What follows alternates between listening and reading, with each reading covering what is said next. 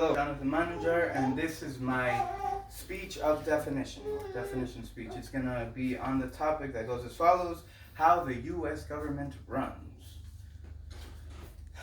All right. There are certain things and people that, when in motion, like a fine piece of machinery, like a master clock, something like that, that whenever these things are in motion, it could also be an athlete, it becomes very evident that everything that is going through their minds in terms of what they want to do is working in perfect coherence or synchronicity with their physical body. This kind of performative cohesion is something that takes us aback. It's like, wow, it's astounding,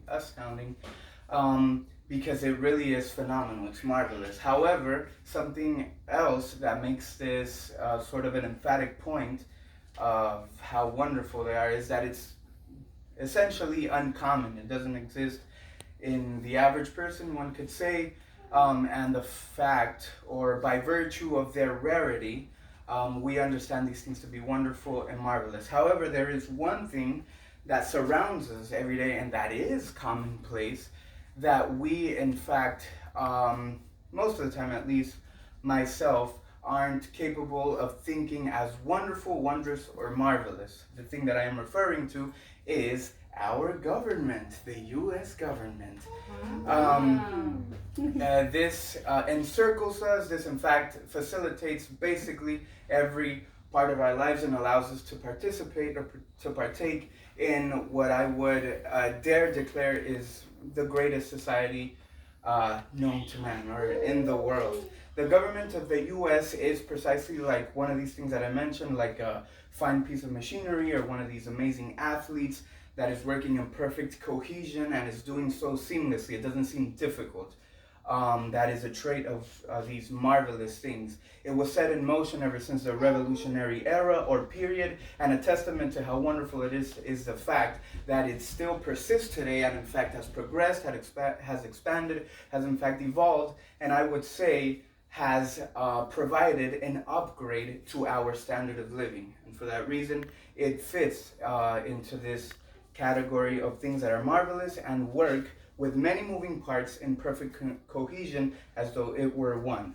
We're going to cover what it is, the apparatus of the government, how it works, and we are going to cover briefly additional implications and benefits of or that are on offer by the U.S. government unto our lives as participants of this government. Our government is composed of a combination of two political systems. The first one is that of a democracy. A democracy provides for the constituency a direct path toward participation and, in fact, even modification or progression of the government. The second political system is that of a republic. This form of government still retains the idea that the constituency would be involved in the dealings or the goings-on of the government. However, it does it through the device of a buffer or a broker or a representative. And these two political systems, in fact, comprise that which is the apparatus of our democratic republic. That is what our government is. Now we're going to speak on how it works. Our democratic republic functions via the concept or the conception of a separation of powers. And what that means is that each branch that composes our government, the clout and power bestowed unto them is divvied up amidst or amongst those different branches. The first of these branches, as we may know, is the executive branch, and quite simply, this is the office of the president and all of the implications, benefits, and powers that are bestowed unto him, such as the veto, the fact that he is the commander-in-chief, and the executive powers. The second branch is the legislative branch, and this is comprised of two houses. Our government includes a bicameral house Congress. The first of these houses is the Senate, and the second is the House of Representatives.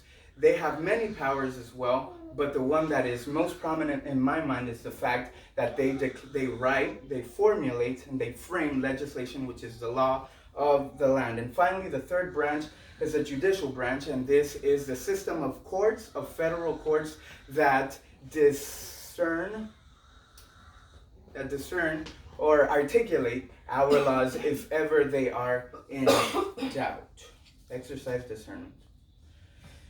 Lastly, we're going to cover additional implications and additional benefits, or additional implications and benefits that pertain to those of us who have the privilege, I would say, of partaking in that which is a framework of our government, the U.S. government. Our form of government includes something very distinctive and very important.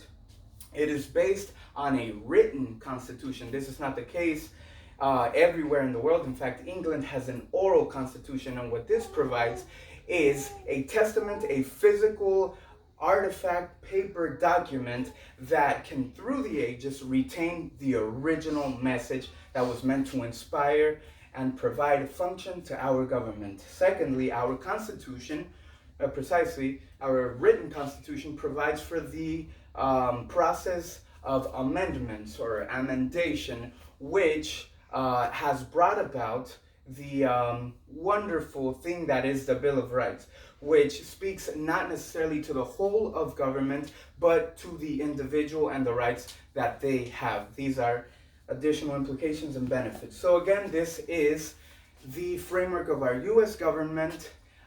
We've explained what it is, how it works, and the benefits that it bestows upon us. Thank you very much.